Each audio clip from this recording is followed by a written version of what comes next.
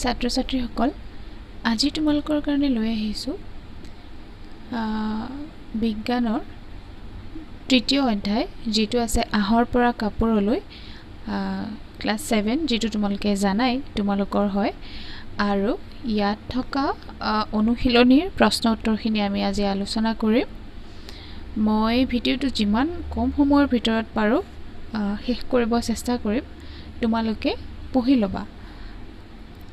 ইয়াতে প্ৰথম প্ৰশ্নটো হৈছে লগতে তোমালোকে নিজৰ কিতাপখনো উলিয়াই লবা আৰু বানান ইয়াতে মোৰ কিছুমান খেলিমেলি থাকিব পাৰে আশা কৰিছো তোমালোকে শুধৰাই লবা প্ৰথমটো হ'ব তোমালোকে তলত দিয়া প্ৰাক প্ৰাথমিক শ্ৰেণীৰ পদ্ধতিৰ লগত বোধ হয় পৰিচিত number 1 baa baa black sheep have you any wool 2 number Mary had a little lamb whose flesh was white as snow তলত দিয়া সমূহৰ উত্তৰ দিয়া ক নম্বৰটো আছে ব্লেক শিপৰ কোনটো অংশত ঊণ আছে উত্তৰটো হ'ব চুলিৰ দৰে সিল্ক যাক নোম কোৱা হয় ই কোলা ভেড়াৰ শৰীৰত পোৱা যায় খ নম্বৰটো হ'ব ভেড়াৰ পোৱালিৰ বগা নোমবোৰে কি বুজায় উত্তৰটো হ'ব বগা নোমবোৰ চুলিৰ দৰে সিল্ক বুজায় আৰু ইয়াৰ ৰং বগা হয় 2 নম্বৰ পাতপলু মানে এটা ক নম্বৰ ক্যাটাৰপিলাৰ খ নম্বৰ লাৰ্ভা এতিয়া তলৰ কোনটো শুদ্ধ 1 নম্বৰ ক 2 নম্বৰ খ 3 নম্বৰ ক আৰু খ দুয়োটা 4 নম্বৰ ক আৰু খ এটাও নহয় এতিয়া উত্তৰটো হ'ব 3 নম্বৰ ক আৰু খ দুয়োটা নেক্সট 3 নম্বৰ তলত দিয়া কোনটোৱে ঊণ দিয়ে ইয়াক উট ছাগলী নোমাল কুকুৰ উত্তৰটো হ'ব 4 নম্বৰ নোমাল কুকুৰ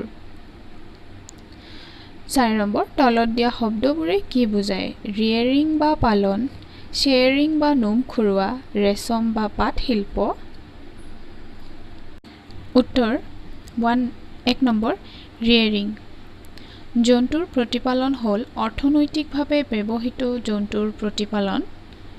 লগতে ইহঁতক ভাল খাদ্য আৰু ভাল চিকিৎসা প্ৰদান কৰা খনিজ দ্ৰব্য মিহলি কৰি প্ৰস্তুত কৰা খাদ্য ইহঁতক খুৱায় 2 নম্বৰ শেয়াৰিং ভেড়াৰ শৰীৰৰ পৰা পাতল এতৰপ ছালৰ সৈতে নোমবোৰ আঁতৰাই পেলোৱা পদ্ধতিটোক শেয়াৰিং বুলি কোৱা হয় আৰু নোমবোৰ গৰম বতৰত খুৰুৱা হয় তাৰ পিছৰটো হ'ব 3 নম্বৰ ৰেশম বা পাট শিল্প পাট ফুটা পাবলৈ পাটপলু প্ৰতিপালন কৰা বা পোহাক ৰেশম বা পাট শিল্প বোলে 5 নম্বৰ তলত দিয়া সমূহ হৈছে ঊণ তৈয়াৰ কৰা প্ৰণালীৰ স্তৰবোৰ নথকা স্তৰবোৰ বাছি লিখা শেয়াৰিং বা নোম খুৰুৱা ড্যাশ সৰ্টিং বা ভাগ কৰা ড্যাশ ড্যাশ উত্তৰটো হ'ব শেয়াৰিং পৰিষ্কাৰকৰণ বৰ্গীকৰণ আৰু বাৰ্ছ 6 নম্বৰ পাত চকৰিৰ জীৱন চক্ৰৰ দুটা অৱস্থাৰ চিত্ৰ আঁকা যিবোৰ পাত উৎপাদনত পোনপটীয়াকৈ জড়িত ইয়াৰ উত্তৰটো তোমালোকে দুটা চিত্ৰ অংকন কৰিবা যেটো তোমালোকৰ কিতাপত 28 নম্বৰ পৃষ্ঠাত চিত্ৰ নং 3.9 উঙ আৰু প্ৰথম ছ দুটা চিত্ৰ অংকন কৰিলে হ'ব উঙটো হৈছে লেটা আৰু চকৰি হ'বলৈ ধৰা লেটা প্ৰথম ছ নম্বৰটো এই দুটা অংকন কৰিলে তোমালোকৰ হৈ যাব নেক্সট কোৱেশ্চনটো 7 নম্বৰ তলত দিয়াবোৰৰ কোন দুটা শব্দ পাত উৎপাদনৰ সৈতে জড়িত ৰেশম শিল্প পুষ্পোদ্যান বিজ্ঞান নুনি গছৰ খেতি মৌ পালন বৃক্ষ বিজ্ঞান উত্তৰটো হ'ব ৰেশম শিল্প আৰু নুনি গছৰ খেতি 8 নম্বৰ ক অংশৰ লগত খ অংশ মিলোৱা